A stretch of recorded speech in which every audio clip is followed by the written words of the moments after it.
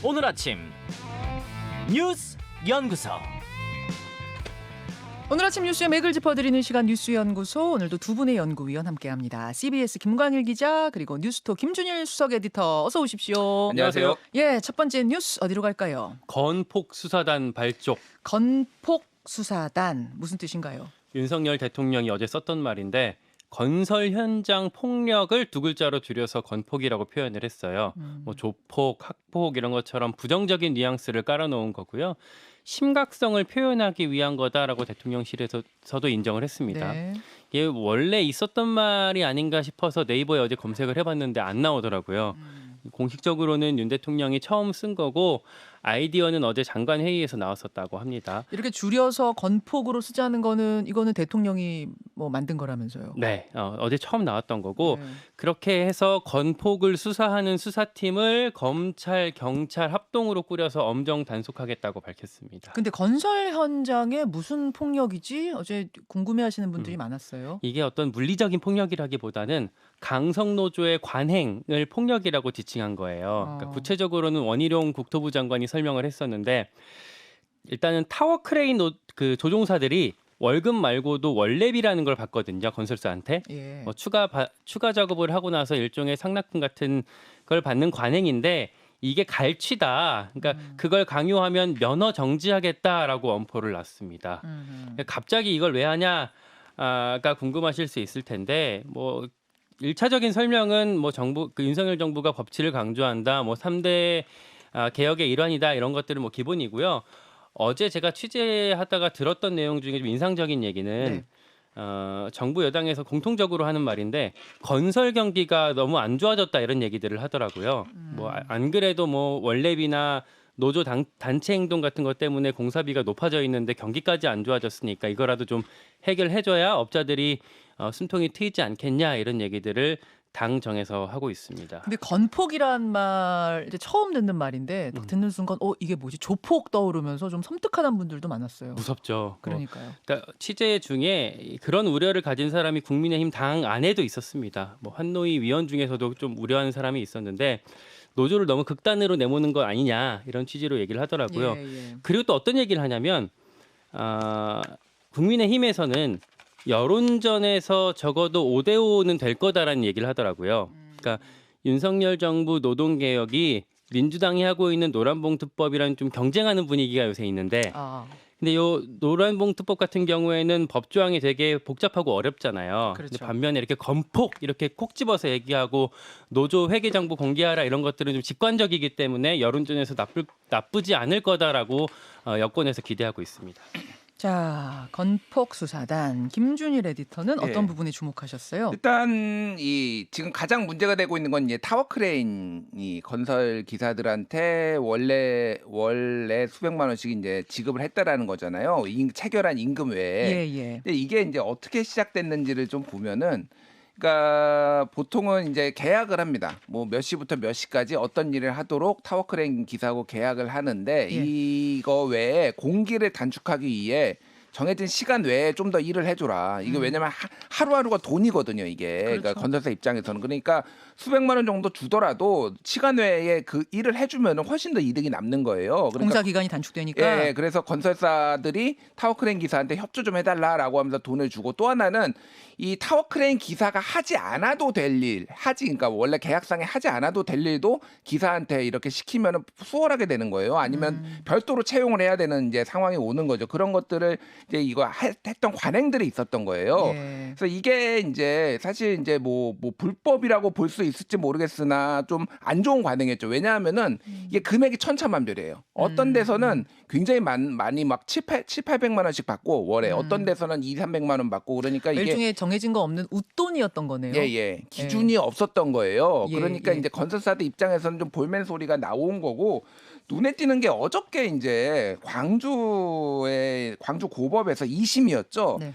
이 원래비가 불법 아니다라고 판결이 나왔어요. 그러니까 이게 왜 불법이 아니냐면은 사실상 수십 년간 지속된 관행으로 사실상 근로대가인 임금 성격을 가지고 있다. 그리고 워낙 오랫동안 지속된 관행이다 보니까 예. 이미 임금처럼 이제 그 체계 안에 들어간 거 아니냐? 그렇죠. 사실상은. 그리고 공사 입찰할 때 원래비를 아예 책정해 놨다라는 거예요. 그러면은 이거는 이제 통상 임금으로 봐야 된다라고 이제 와서 이제 뭐 대법원까지 봐야 되는데 정부는 어쨌든 지금 3월 달부터 이 원래비 받으면은 이제 아예 면허를 박탈하겠다 뭐 이렇게 나오고 있으니까 좀 이제 반발하고 있고 건설 노조 측에서도 원래비 자체를 인정하는 건 아니에요. 그러니까 이게 그 시작 자체가 이거는 건설사들이 주기 시작한 거다. 우리가 달라고 한 게 아니라 예, 그리고 예. 이거 숫자 자체가 뭐 그렇게 많은 것도 아니고 건설 노조 입장에서 보면은 그러니까 예. 바로 잡는 건 좋은데 이거를 건폭이라는 표현까지 써가면서 우리를 이렇게 다 조직 폭력배로 매도하느냐 좀 이런 반발 기류가 있습니다. 그래서 전체적인 어떤 정부의 기조를 보면은 일단은 수사를 좀 강하게 개혁 드라이브가 수사 드라이브로 좀 바뀐 모양이 물론 네. 개혁 드라이브도 하고 있지만은 이를테면은 최근에 뭐 이를테면 대한항공에 대해서 마일리지에 대해서도 강하게 압박을 한다든지 그리고 뭐 이거 건설 노조 이제 한다든지 이거 어저께 시작한 게 또 마약 범죄 특별수사팀이 검찰에서 다치러 올렸거든요. 예. 그래서 전체적으로 보면은 이제 어떤 떨어진 지지율을 강력한 수사 이런 걸로 조금 다잡겠다 이런 것들이 좀 보이고 있고 이 건폭이라는 용어도 사실 한동훈 장관이 깡패 뭐 이런 용어 굉장히 많이 써가지고 그 김남국 의원하고 뭐 갈등도 있고 그랬잖아요. 질의 시간에. 그래서 좀 전체적으로 보면은 일부의 이제 좀 불법을 폭력 조직, 깡패 이런 식으로 좀 규정하면서 조금 뭐 그 정부가 좀 가고 있다 이렇게 봐야 될 것 같아요. 글쎄 표현이 뭐 거칠지 몰라도 잘못된 관행이었다면 관행을 개혁할 필요가 있죠. 다만 그 과정에서 양쪽이 너무나 갈등하는 양상으로 그러면 또 갈등 해소가 폭력적으로 되면 안 되는 거니까 그 과정에서 대화를 통해서 지금 양쪽 이야기를 들어보니까 다들 이건 좀 문제가 있다 쪽에 뭐 어떤 식으로든 개혁해야 된다는 것에는 뜻이 통하는 것 같은데요. 어느 정도는 이게 좀 문제가 있다라고 건설 노조 측에서도 보고 예, 있어요. 예. 이게 그러니까 이게 왜냐면 기준이 없기 때문에 예. 자기만 고무줄 잣대다. 뭐 이런 그러니까요. 거. 자, 김광일 기자. 예, 어제 봐야 될 또 한 장면이 노란봉투법이 그 국회 소관상임인 환노위에서 의결이 됐었거든요. 예. 야당 주도로 해갖고 그래서 이제 이게 법사위로 올라가게 됐고, 근데 다만 법사위원장이 이제 여당이기 때문에 아마 뭉갤 가능성이 크고 그렇게 되면 60일 동안 법사위에서 뭉개게 되면 국회법상 그 소관상임위에서 그 본회의로 직회부할 수 있는 조항이 있거든요. 그래서 아마 60일 뒤에 환노위의 5분의 3 민주당 의석을 이제 이용해서 그 본회의로 올리게 될 것 같습니다. 노란봉투법이 이제 쟁점인 건 알겠는데 그 쟁점이 구체적으로 뭔가에 대해서는 다들 좀 헷갈려 하시더라고요. 그러니까 예전에 이게 쌍용차 파업부터 시작된 그 노란봉투에서 온 거 아닙니까? 근데 지금 여당과 야당이 부딪히는 지점은 뭐예요? 그러니까 가장 큰 거는 사실 그 파업할 때 그 손해배상 청구를 하는 그 기업이 손해배상 청구를 파업하는 사람들한테 하잖아요. 예. 그거를 조금 더 손해배상 청구를 엄격하게 할 수 있도록 제한하자라는 건데, 폭력을 썼을 경우, 그러니까 노조가 파업해서 폭력을 썼을 경우에는 배상해 주는 게 맞지만 그 외의 경우에는 기업이 노조한테 청구할 수 없게 한다. 뭐 이런 게 요지인 거죠. 네, 그게 가장 큰 쟁점이고 몇 가지 쟁점들이 더 있고요. 근데 일단은 지금 그 환노위에서 통과한 상황이고 한 2달 정도 더 논의할 시한들이 남았어요. 민주당이 지금 아주 의지를 보이고 있지만 그때 가서 또 어떻게 어떤 그 모습들을 보일지까지 좀 지켜봐야 될 것 같습니다.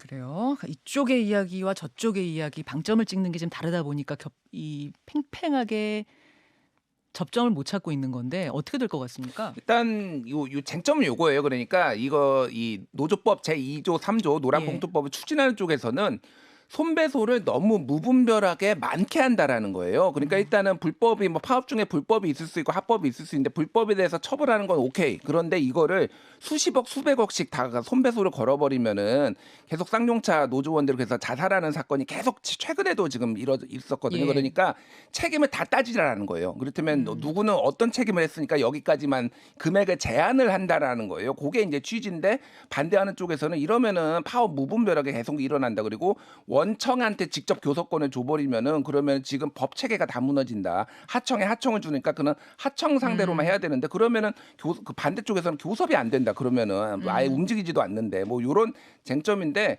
이것도 어쨌든 조금 이게 건설노조 요게 잘못된 관행이라고 하면 이런 것도 노동자에게 너무 불합리한 잘못된 관행이기 때문에 어느 정도 바로잡을 필요는 있어 보입니다. 그래요. 이제 법사위로 넘어갔습니다만 법사위원장 김도우 위원장이고 여기서 통과되지 않으면 또 이제 민주당에서는 야당에서는 패스트트랙을 태울 것 같고 뭐 이렇게 돌아가는 수순인가요? 그러면? 그러니까 패트보다는 일단 그러니까 재작년에 그런 조항을 네. 새로 만들었어요. 법사위에서 뭉개게 되면 다시 원래 소관 상임위에서 의결해서 바로 본회의로 올려버릴 수 있는 조항을 만들었거든요. 요 조항을 이용해서 60일 뒤에 본회의로 올릴 것 같습니다. 그래요.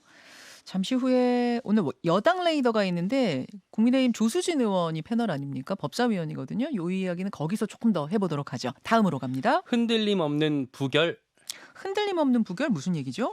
그러니까 민주당이 이재명 대표 체포동의안을 부결시키기로 의견을 모았습니다. 예. 의원총회가 어제 있었는데 1시간 만에 싱겁게 끝났어요. 그러니까 원래 그거를 당론으로 할지 자유투표를 할지 이런 것들을 다루는 거였는데 부결로 이제 그야말로 총의가 모였어요. 박홍근 대표가 했던 말이에요. 오늘 그 확인된 총의가 앞으로 표결 결과에도 흔들림 없이 반영될 거다 이렇게 브리핑을 했습니다. 그 비공개 의총에서 어떤 논의가 있었는지 좀 취재를 해봤는데 예. 일단 친명 쪽에서 나와서 그 검찰의 구속영장 청구의 문제점들을 설명을 했고요. 예. 그 다음에 자유토론이었거든요. 예. 근데 여기서 비명계에서 나와서 부결로 가자라고 외친 거예요. 아, 비명계에서 네. 특히 서른 의원 같은 분이 굉장히 강하게 똘똘 뭉치자 이야기를 했다면서요. 되게 의외였는데 사실 서른 의원 같은 경우는 옛날 이낙연계 좌정이었고 이재명 후보랑 대선 때 아주 각을 많이 세웠던 사람이잖아요. 아니 이제 서른 의원의 유명한 인터뷰가 경선 과정에서 이재명 지사가 저 후보가 되면은 뭐 구속될 수 있는 가능성도 있다고 본다. 뭐 이런 이야기 경선 과정이긴 합니다만 그런 얘기도 했던 사람 아닙니까? 그랬던 분이 어제 어떻게 보면 좀 180도 달라진 모습을 보여서 기자들도 많이 의아해했었는데 취재해 보니까 이 비명계에서 워낙에 역풍을 우려한다고 해요. 역풍이요. 만약에 정말 그 체포동의안이 가결됐을 경우에 당내 그 당원들의 여론이 의원들이 대표를 못 지킨 거 아니냐 이 여론들이 다시 비명계를 향할 수 있을 거기 때문에 그런 선택지가 없었다 이런 얘기들을 하더라고요. 예. 당장에 뭐 의원은 아니지만 박지원 전 비대위원장 있잖아요. 네. 체포동의안 가결시켜야 된다라는 주장을 했다가 SNS에 네, 당원들로부터 지금 뭐 출당시켜라, 징계해라 이런 그 청원이 올라갔죠. 청원에 3만 명이 지금 동의한 상황입니다. 이런 것들을 의식하고 있다고 해요. 그렇군요. 이렇게 되면은 자율투표로 가는 건데 가는 거지만 부결표가 굉장히 많이 나올 것이다.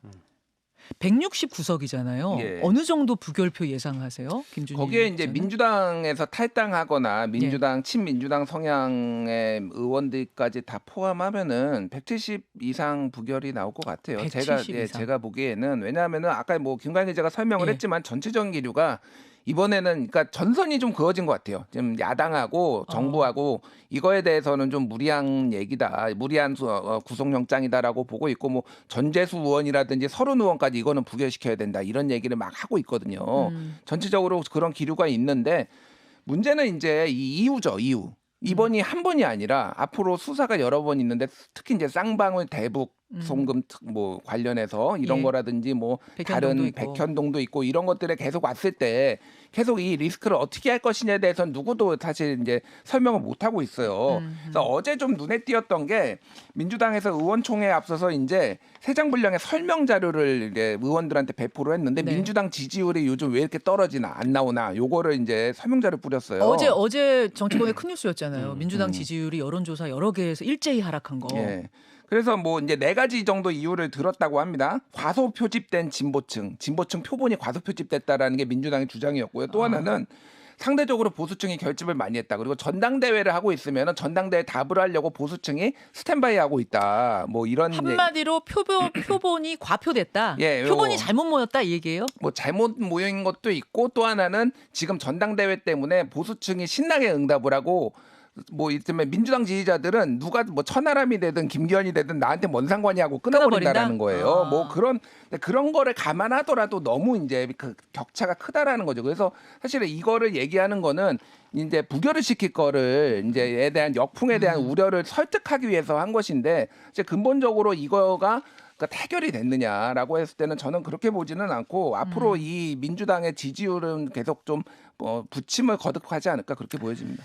그래요. 이 얘기는 오늘 윤태곤의 판에서 집중적으로 더 분석을 해보고 마지막 뉴스 짧게 갈까요? 동성 커플 첫 권리 인정. 예, 동성 커플의 상대방도 건강보험 피부양자 자격을 인정해야 한다는 법원의 판결이 있었어요. 네, 정확히는 재판부에서는 동성 결합이라는 새로운 표현을 썼어요. 그러니까 부부관계로 인정해 주는 건 아니고 음. 결합인데 거의 사실혼과 같이 사는 경우, 네. 같은 경우. 그 사실혼이라고도 인정한 건 아니고 네. 그런 경우에 건강보험상 두 사람의 피부양자 자격이 있다 이렇게 묶어준 거예요. 근데 이게 동성 커플의 사회보장제도상 권리가 처음 인정된 거라서 주목이 되고 있습니다. 예, 그래요. 여기까지만 오늘 좀 봐야 될 것 같습니다. 수고하셨습니다. 고맙습니다. 김현정의 뉴스쇼는 시청자 여러분의 참여를 기다립니다. 구독과 좋아요, 댓글 잊지 않으셨죠? 알림 설정을 해두시면 평일 아침 7시 20분 실시간 라이브도 참여하실 수 있습니다.